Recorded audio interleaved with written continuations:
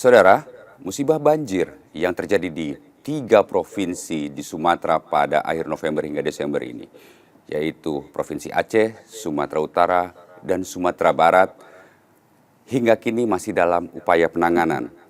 Provinsi Sumatera Barat menjadi salah satu daerah yang terdampak musibah banjir, bandang, dan longsor pada November lalu.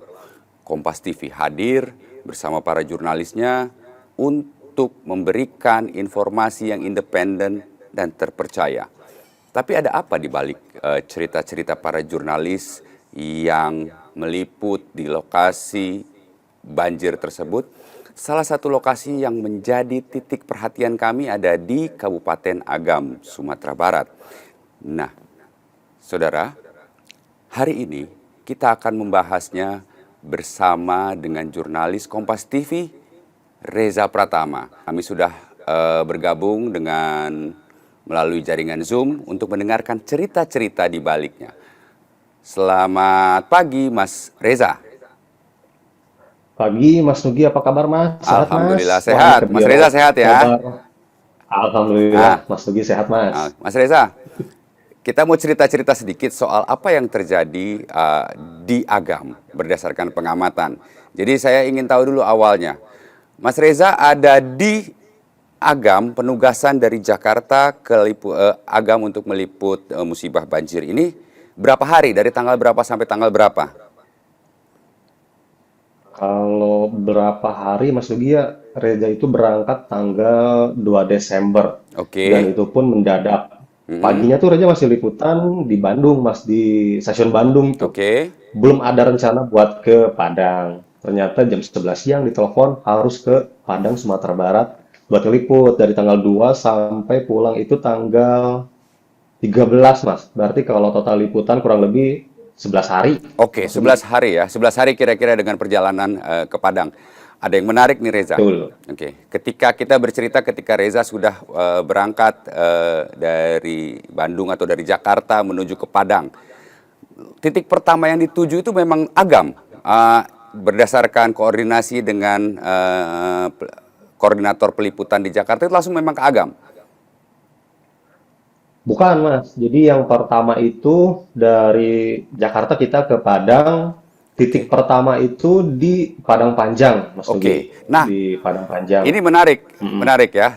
Maaf saya potong. Dari Padang ke Padang Panjang itu bisa diceritakan nggak situasi ketika Reza mendarat di Bandara Internasional Minangkabau sampai ke Padang Panjang? Apa yang dilihat, apa yang Baik, Mas. Nah, terbayangkan? sebetulnya belum pernah terbayangkan, Mas, karena Reza itu pertama kali ke Sumatera Barat, Mas. Dan penugasan paling jauh itu baru kali ini, gitu, Mas, ya. Jadi perjalanan dari Padang berawal dari Bandara Internasional Minangkabau itu tuh kita nggak pernah tahu akan berapa lama, nggak kebayang gitu, Mas. Dan di sana memang dijemput sama driver emang warga sana, Mas, ya. Karena memang jalan yang paling dekat dari Kota Padang, dari bandara gitu ya Mas ya, ke Padang Panjang itu harusnya 3 jam. Tapi karena di sana itu ada jalan nasional Lembah Ana yang putus, kita harus memutar jauh, Mas, lewati Sitinjalawik. Itu videonya viral tuh, Mas, banyak tuh di Sitinjalawik itu. Iya. Nah, dari bandara itu kita berangkat jam setengah 8 malam, Mas, dijemput setengah 8 malam, nyampe hotel di sekitar Padang Panjang itu jam setengah 2 malam, Mas. Besokannya, gitu, dini hari. Perjalanan kalau dari Bandung ke bandara itu lancar sih, Mas, nggak ada hambatan apa-apa. Cuman ketika ke Padang Panjang, macet luar biasa di Sitinjalawik, Mas. Karena di Sitinjalawik itu saat itu ya akses utama atau satu-satunya, Mas, dari Padang kalau mau ke Padang Panjang ataupun ke Bukit Tinggi. Karena biasanya akses yang dekat itu kan putus, Mas, karena ada longsoran Di di Lembah Ana itu Jalan ya. Nasional Lembah Ana. Oke, di Lembah Betul, Ana. jadi harus muter, Mas. Sampai sana hotel tuh jam setengah 2, kita tidur cuman beberapa jam karena harus naik Sapa pagi jam Oke. 7 Oke, waktu jadi harus itu, sudah Mas. mulai melakukan peliputan ya, peliputan sejak pagi hari. Padahal ketika itu baru sampai di Padang Panjang dini hari ya, kira-kira ya. betul, Oke. betul Mas Yogi. Nah, ketika di Padang Panjang Reza, dan waktu itu Reza berjalan bersama teman tim liputan kameramen kita siapa? Mas Abdul Rohim ya. Betul, Abdul Ya, Rahim sama nah, kontributor Sumatera Barat Bang Rio. oke. Nah, apa yang pertama kali dilihat di Kota Padang Panjang di hari pertama Kang Reza ada di sana? Apakah Yang memang pertama kali cukup dilihat, menyedihkan atau apakah memang situasinya berantakan atau bagaimana? Karena kan kita melihat langsung ya, Reza melihat langsung di Padang Panjang itu seperti apa?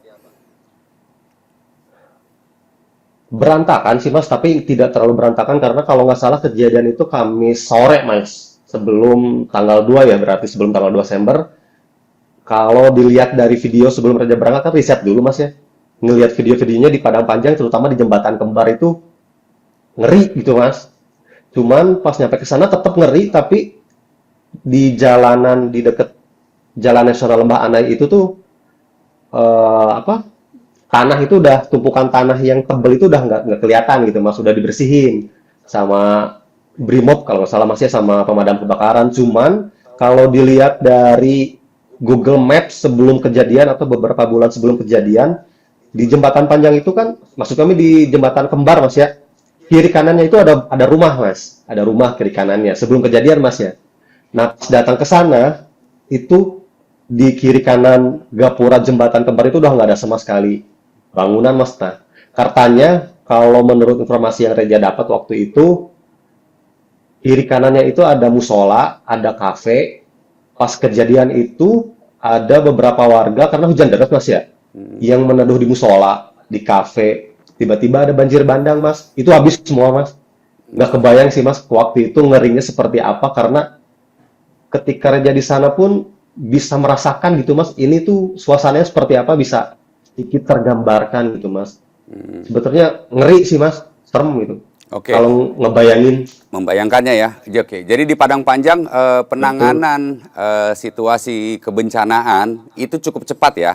Karena jembatan kembar ketika Reza di sana sudah lumpurnya sudah betul, dibersihkan gitu. Tapi melihat betul. sisa-sisa banjir bandangnya cukup menimbulkan apa ya, suasana yang membuat hati itu agak anu ya. Kalau bahasanya gloomy ya Mas ya, jadi gloomy gitu. Kalau ngelihat suasananya tuh kayak haru gitu Mas. Karena ketika Reja Liputan pun di Jembatan Kembar Mas ya, itu ada beberapa keluarga tuh Mas yang masih nyari anggota keluarganya di situ. Jadi mereka tuh pada datang ke situ naik motor bareng sama keluarga yang lain, masih nyari keluarganya Mas gitu. Berharap tuh ada yang ditemuin gitu. Ya kalau mungkin apa ya istilahnya, maaf ya Mas ya, selamat mungkin ya, kemungkinan besar, kemungkinan kecil tuh selamat tuh sulit gitu Mas, tapi semua keluarga yang nyari itu berharap yang terbaik sih Mas. Itu jadi harunya dapat, serem, ngeri juga nggak kebayangin gimana gitu saat itu situasinya Mas. Saat itu ya situasi di sekitar tanggal 3 tanggal 4 ketika Betul, Reza ada di Padang Panjang itu ya. betul Ada Mas. cerita lanjutannya nggak soal keluarga yang Reza temui di sana waktu itu? Atau memang Reza sempat bikin liputannya atau memang ada penugasan yang lain ketika itu? Atau sempat bercerita panjang dengan keluarga yang itu? Sempet sih Mas, waktu itu kita tuh bikin LOT Mas sama anggota keluarga ya. Oh, LOT artinya Jadi kita eh, merekam dan meliput langsung ya si keluarga itu ya. betul, jadi kita liputan langsung, wawancara langsung sama keluarga korban gitu Mas ya. Mm. Jadi eh, sebetulnya waktu itu diceritain sama keluarga itu tuh yang nyari ya Mas, sempat ke rumah Mas, sempat mengunjungi dulu katanya Mas. Beberapa jam sebelum kejadian tuh sempat mengunjungi dulu. Tapi itu belum belum hujannya tuh belum terlalu besar katanya Mas ya. Pulang tuh ke rumah karena jarak dari rumah saudaranya yang kena bencana Galodo, sebutannya Galodo Mas kalau di sana, Galodo banjir ya, bandang tuh ya Galodo. betul. Galodo nggak terlalu jauh. Cuman dapat info dari tetangga yang saat itu rumahnya nggak kena Galodo, kalau rumah saudaranya itu terkena gitu Mas. Dia jadi namanya Reja lupa lagi Mas ya ibu siapa. Cuman saat itu tuh setelah kejadian karena memang kondisinya saat itu tidak memungkinkan untuk ke lokasi, belum bisa mendekat Mas. Jadi setiap hari keluarganya aku nyari sampai dibersihinnya nyari terus, sampai terakhir aja ketemu juga masih nyari terus tuh Mas. Karena kalau nggak salah waktu itu ada 3 orang anggota keluarganya yang hilang, belum ketemu Mas. Kita bergeser Mm-mm. sedikit ya Reza ya, karena masih dari Padang Panjang kan kemudian Reza bergeser ke Kabupaten Agam ya.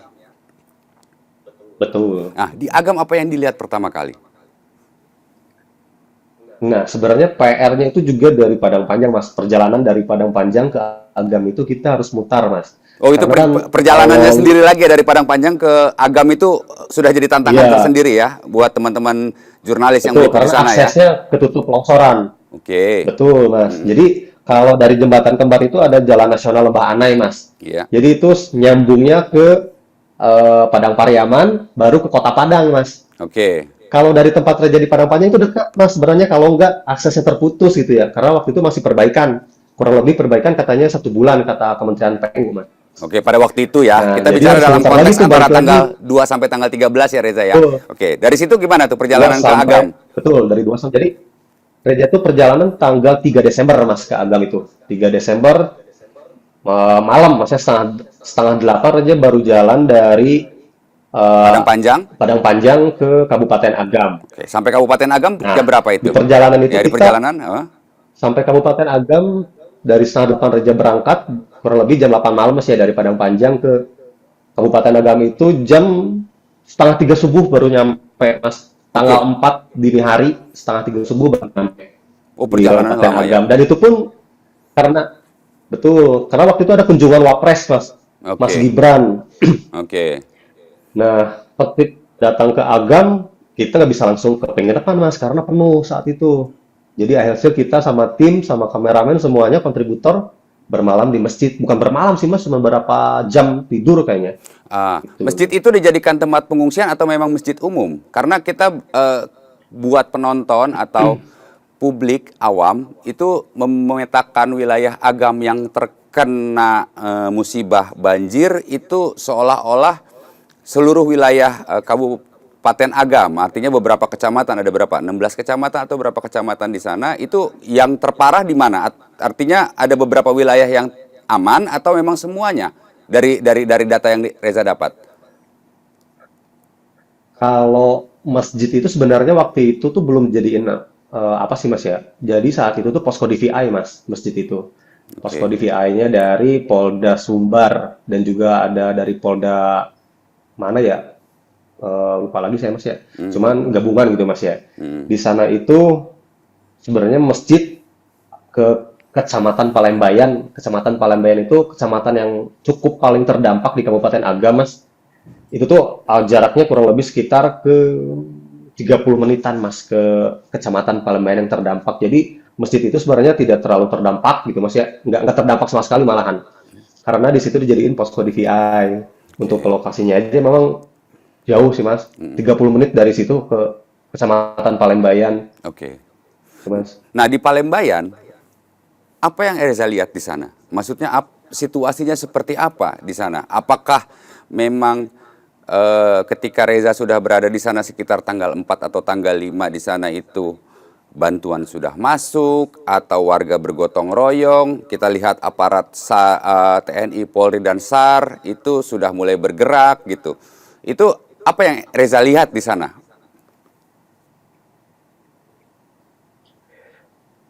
Jadi pertama kali Reja tugas di Kabupaten Agam itu pas kunjungan Wapres. Waktu itu Wapres ada kunjungan ke posko pengungsian namanya Posko Pengungsian SD Negeri 05 Kayu Pasak. Sebetulnya kalau bantuan yang Reja lihat di situ udah cukup banyak menumpuk sih Mas ya, kayak pakaian, makanan, kemudian obat-obatan, posko kesehatan juga ada begitu Mas pas Reja datang gitu. Jadi cepat berdiri ya posko Eh, itu ya, posko namun ya, oke. kalau poskonya udah ada, Mas, poskonya udah ada. Cuman yang paling saat itu paling dibutuhin air bersih, Mas. Nah, itu Terutama air gimana tuh? bersih untuk MCK itu sulit banget, Mas. Wah, sulit untuk MCK. Jangankan untuk warga terdampak banjir bandang langsung, Mas ya. Untuk misalnya kita jurnalis, kemudian relawan, itu air bersih pun sulit, Mas. Apalagi di posko pengungsian ya, saat itu tuh di posko pengungsian, eh kalau Reja lihat itu baru ada 2 toilet portable, Mas, itu dari Kementerian PU. Digunain kurang lebih sekitar 160-an pengungsi, Mas. Artinya orang harus Itu mengantri sangat itu. kurang, Mas. Harus Kurang banget. mengantri itu di Kalau toilet buat portable. buat pengungsi ya, apalagi Mm. Harus harus mengantri itu ya. mengantri, Mas. Harus Jadi di mengantri ya. toilet itu harus mengantri. Untuk Belum MCK ya. juga, Untuk MCK ya. ya, betul, harus ngantri. Mm. Ya, harus ngantri. Jadi bergiliran gitu, Mas. Kalau enggak, dia tuh dapat informasi dari salah satu pengungsi, Mas. Jadi kalau misalnya ngantri, mereka itu ke rumah-rumah warga, Mas. Oh, yang Ikut tidak untuk terdampak sanitasi. banjir. Oh, yang tidak Tapi Oke. betul.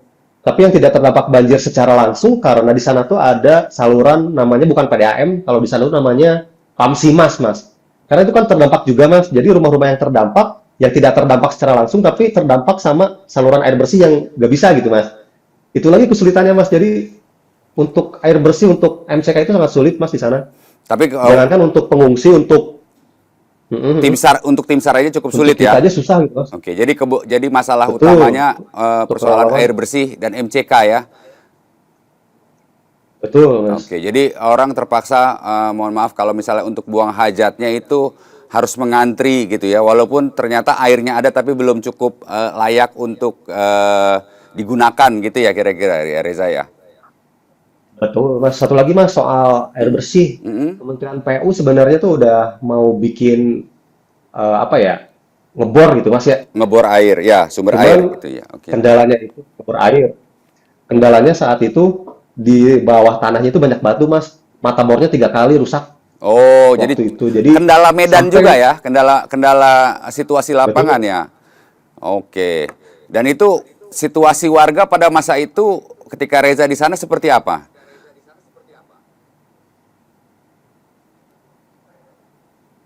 Kalau aktivitas sehari-hari sih memang masih belum, Mas ya. Waktu itu juga beberapa warung juga masih belum buka gitu, Mas ya. Terutama saat itu kan listrik, Mas. Listrik pun pas Reja nyampe ke Kecamatan Palembayan, kalau nggak salah di Jorong Kampung Tangah gitu, itu listrik belum belum nyala sih, Mas. Ini situasi Jadi antara tanggal 3 pas sampai malam tanggal 13 Desember ya Reza ya, masih kita masih, kembali ya. Mas. Oke. Gimana tadi? Dilanjutkan. Betul, Mas. Kalau aktif listrik, Mas ya, listrik Ya. tuh apa ya? Nggak nyala sama sekali sih, Mas. Waktu Reja datang itu cuman beberapa. Jadi kalau nggak salah di tempat Reja di posko itu ada posko kayu pasak namanya Jorong Kayu Pasak. Nah, ke atasnya lagi ada Jorong Kampung Tangah. Kampung Tangah itu sama sekali listrik belum teraliri, Mas. Jadi nggak bisa sama sekali gitu, padam sama sekali gitu, Mas ya. Nggak ada penerangan. Jadi warga itu memanfaatkan lilin, Mas. Oke, lilin ya. Untuk Untuk masih ada lilin komunikasi ya. aja susah, Mas, di sana. Jadi Heeh. lilin. Untuk masih ada lilin gitu, Mas. Komunikasi juga susah, Mas. Jadi warga atau di sana mau nelpon ke saudara gitu, Mas ya. Mm-mm. Ataupun mau apa? Komunikasi lewat telepon, buat ngecasnya susah. Kalaupun misalnya dapat ngecas gitu, Mas ya, tapi jaringan pun sama sekali nggak ada. Kabarnya ada cerita menarik Itu Reza dari dari dua hal. dari dari tempat Reza bahwa warga itu memanfaatkan apa? Ketik untuk mengecas handphone walaupun tidak dapat sinyal, ada cerita menarik kayaknya tadi yang ingin diceritakan sepertinya tuh. Betul, Mas. Ini tuh kalau nggak salah Reja tanggal 5 Desember, Mas, ya, 5 Desember 2025, itu tuh ada desa terisolir, Mas. Jadi namanya itu Desa Subarang Air. Desa Subarang Air itu terisolir karena jembatan yang menghubungkan Jorong Subarang Air sama Jorong Kampung Tangah itu tuh putus, Mas. Jadi akses warga itu nggak bisa. Saat itu ada jembatan darurat yang dibuat dari batang pohon. Dan itu pun licin. Nah, Reja sama tim ke sana, Mas. Kalau di Desa Subarang Air itu sampai Reja pulang sekarang, waktu itu Reja pulang tanggal 13, setelah itu ada. Tanggal 5 Desember Reja ke sana, ada warga yang memang butuh sehari-harinya tuh untuk telepon keluarga sama kayak kita gitu, Mas ya, pasti tidak bisa jauh sama handphone gitu, Mas ya.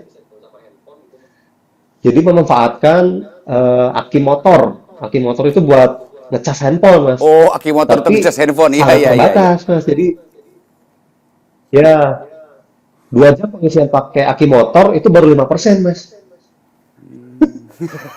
Bisa apa ya? Sulit gitu, Mas ya, untuk nyalain handphone sulit. Setelah itu harus nyari sinyal. Nggak bisa ngebayangin sih, Mas, gimana kondisi warga saat itu, terutama malam hari, Mas ya.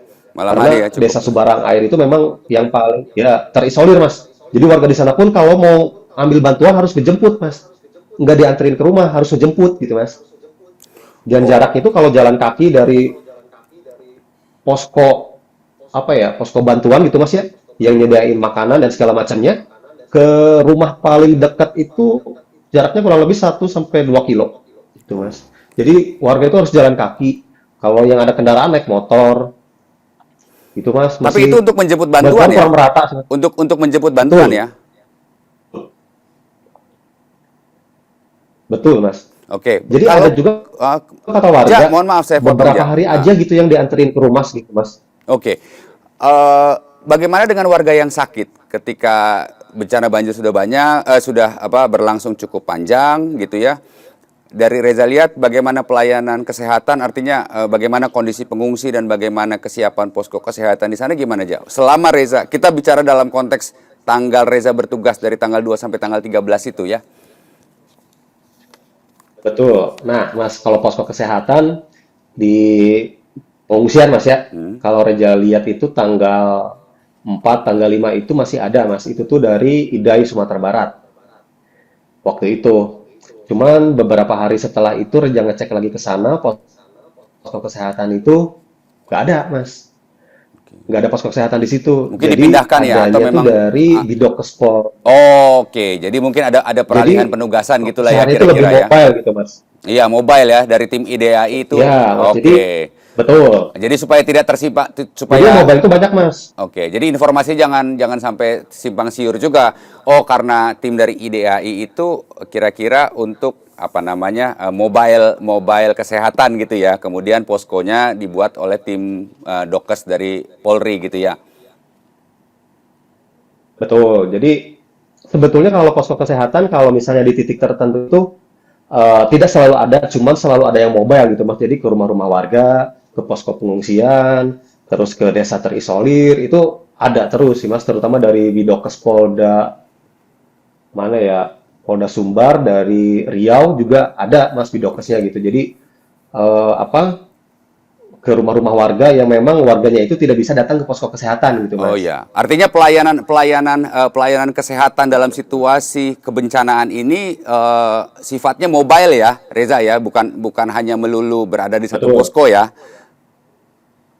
Nah, ini hal-hal yang betul, menarik ini Mas. sebetulnya bisa Betul. bisa menjadi cerita yang saya baru dapatkan juga nih. Karena apa namanya? Tim-tim kesehatan ini itu kan melakukan langsung apa namanya? Tindakan menjemput bola untuk melihat langsung warga yang sakit. Mungkin kalau memang harus dirujuk ke posko kesehatan maka akan dirujuk, jika tidak karena kan penyakit-penyakit pasca banjir itu cukup membuat situasi ini menjadi bisa makin buruk ya. Biasanya kan flu, kemudian sakit perut gitu ya, kemudian para penyakit-penyakit pasca banjir lainnya ya. Itu ya, Mm-mm. Ja. Oke. Ja, Betul, Mas. betul. Ja, saya mau bertanya nih Mas Reza nih. Kondisi Mas Reza dan tim sendiri di sana nih gimana ceritanya? Sehatkah atau gimana kah? Terutama untuk urusan mulai dari MCK-nya, kemudian makannya, kemudian kondisi kesehatan gitu. Itu gimana? Bersama tim ya, bersama Kang Alhamdulillah sih, Mas, dari Abdul ya, Rohim ya. Oke. iya. Alhamdulillah sih, Mas, dari awal tugas sampai pulang ke Bandung lagi itu kondisi sehat, Mas. Untuk makanan pun kita disuplai sama warga setempat, Mas. Ada juga dapur umum. Jadi warga di sana pun swadaya gitu, Mas. Jadi swadaya saling bantu membantu warga yang terdampak, walaupun terdampak gitu, Mas. Tapi dengan warga lainnya saling membantu membuat makanan misalnya. Jadi kalau makanan itu datangnya bahan-bahannya dari relawan kayak beras, kemudian ada ikan, sarden, tahu itu tuh dari relawan, Mas. Nah, warga sana tuh masak. warga di sana bahu-membahu masak. Jadi siapapun yang mau ambil makanan, warga siapa aja gitu Mas ya, termasuk jurnalis ataupun tim SAR, kita bisa ngambil gitu Mas. Ngambil makanan untuk dapur umumnya. Jadi untuk makanan sih alhamdulillah sangat terbantu dengan adanya dapur umum dan swadaya masyarakat Mas. Karena saat itu untuk warung yang jualan aja masih belum ada sih Mas. Jadi alhamdulillah untuk makanan ada. Nah untuk lainnya gitu Mas ya, kayak kondisi kesehatan sebenarnya di posko SAR itu eh, kayak dokter ada Mas di sana. Satu lagi Mas, terkait sumber air. Sumber air bersih itu setiap harinya Kementerian PU itu ngasih air bersih untuk MCK ke posko pengungsian 2 kubik sehari Mas. Termasuk ke warga-warga yang terdampak. Oke, Yang terdampak saluran airnya terputus gitu Mas. oke. Setiap harinya 2 kubik gitu Mas. Oke, Reza, ini sebetulnya masih banyak cerita-cerita menarik, tapi mungkin karena keterbatasan waktu, kita harus menyudahi perbincangan kita hari ini. Saya rasa banyak sekali manfaat, banyak sekali cerita-cerita dari Reza yang bisa kita petik di sini, bahwa Kompas TV menghadirkan cerita-cerita dari jurnalis yang meliput ke lokasi bencana, bukan sekedar menjalankan tugas jurnalistiknya saja, tapi juga hadir untuk rasa kemanusiaan terhadap para korban bencana alam. Sekali lagi terima kasih banyak Kang Reza Pratama atas waktunya untuk bisa bercerita Makasih Mas. mengenai peliputannya di wilayah Agam yang selama kurang lebih 12 hari berada di lokasi bencana dari tanggal 11 hari dari tanggal 2 sampai 13 Desember. Terima kasih banyak Kang Reza waktunya, sehat selalu bersama Kang Abdul Rohim sebagai campers di sana. Saudara, cerita-cerita dari jurnalis ini akan kami hadirkan dalam beberapa episode, dan cerita-cerita ini kami hadirkan untuk memberikan gambaran sisi lain, gambaran aktivitas lain, gambaran bagaimana teman-teman atau rekan-rekan kami Kompas TV berada di lapangan, berada langsung di lokasi bencana di 3 provinsi, yaitu Aceh, Sumatera Utara, dan Sumatera Barat, untuk terus bisa menghadirkan informasi yang independen, informasi yang terpercaya. Terima kasih atas waktu yang Anda berikan kepada kami. Sampai jumpa dan Assalamualaikum warahmatullahi wabarakatuh.